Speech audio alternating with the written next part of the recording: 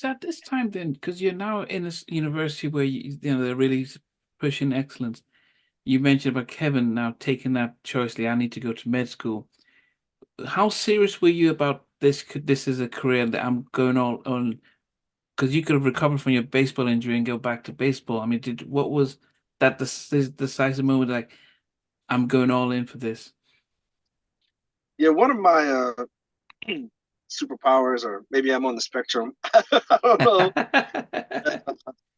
That obsession thing I mentioned Mm, about once I sort of kind of get locked into something, I was locked into figuring out a way in. I had to figure out a way in. So I would take Greyhound buses, and some no email. I'm writing letters to anybody with any connection in the music business. I'm driving up to New York to try to. If an assistant told me they would meet with me, I would get up there and try to get in their face. And wow, I remember Debbie Gibson, the pop star. I'd like somehow talked a good game to her manager and got him to have coffee with me in New York. wow. Just any way in. I mean, I literally knew no one in the music business. Um, yeah, and just kept sending demos to people, trying to get someone to listen. Was this with And Shai or by yourself? this was this was by myself. We didn't really have a Shy yet. Okay, You okay. know, This is before you. yeah, we're all trying to put it together. I'm sure I had the beta songs with me. I was just trying to shop anything. I was Wow. trying to shop anything that could get some traction because I really wanted to be Babyface. I wanted to be a songwriter, producer, Okay. and even like start a record. The initial aim was actually not to get signed.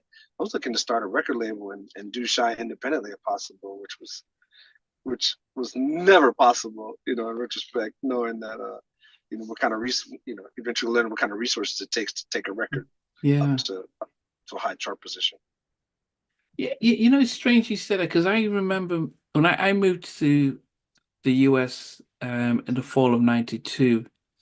and um I mean, yeah, so the If I Ever Fall in Love is very synonymous about my time when I hear it, it just brings me to when I moved to the States.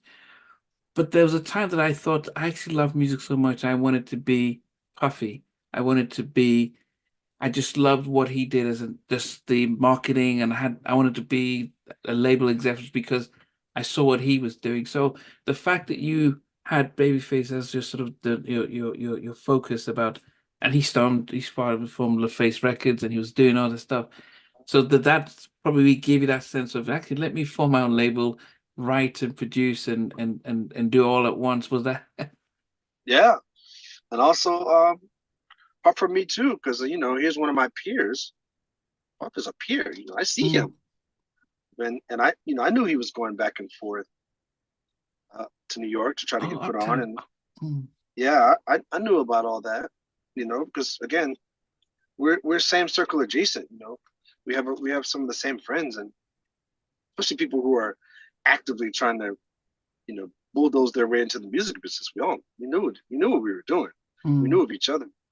That was inspiring to me too, and that's what makes his sort of demise so tragic. Actually, is because he is iconic in that way, in that he sort of created a whole lane that didn't even really exist. He sort of created the young man as CEO, as marketer.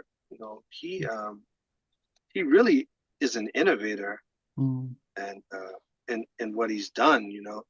So which sort of makes all of this pretty tragic because of what you're saying, right? Like you may not even thought that was possible until you saw him and Mm. what he accomplished. And I think a lot of people wanted to be that, and still do to Yeah. this day. But yeah, I was really just looking for a way in. But quite frankly, the music, and I think it's something that I wish that something I could just spread throughout the internet to any aspiring musician is that they're like all these cottage industries and whole social media lives of people giving advice about music marketing, and shout to them making a living doing that. But I just want to break it to all the musicians out there. If any aspiring a musician right now is looking to get on, I just want to tell you this: the music is not good enough. That's what it is. It's not the marketing. It's not that you like need a foot in the door. The music is not good enough. Trust me, I thought the music was good enough. It wasn't.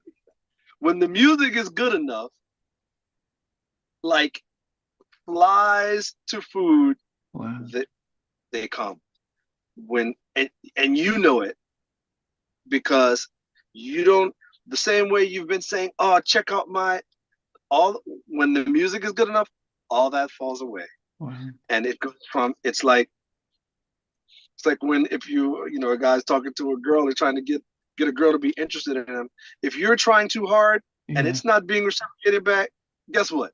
It's not happening. It's not. You need to have some sort of indicator that your energy is being reciprocated. And when that happens with the music, that's why, a 5-year journey can just take off in 9 months and look like an overnight sensation. It's because, it wasn't there yet. And we started to get to that point. But when you were doing stuff not just with Beta, but then with yourself, Mark, D and Garfield, did you think, oh, this is great music, it's Babyface 101, or did everyone else say, oh, this is great, or because you were saying, how did you know? Because you must have thought it was good. They must have seen you guys sing and thought it was good, but the people who push music probably thought it was not up to stand. So how did you then know that there's a difference between what you were doing and everyone else was enjoying and what was required to go nuclear? Well, there was no difference, because what we were doing was pretty bad. I mean, but were people not appreciating it though? That's what I'm saying with people. Absolutely not, because there was, you know what, and they shouldn't have, because it wasn't that great. I mean,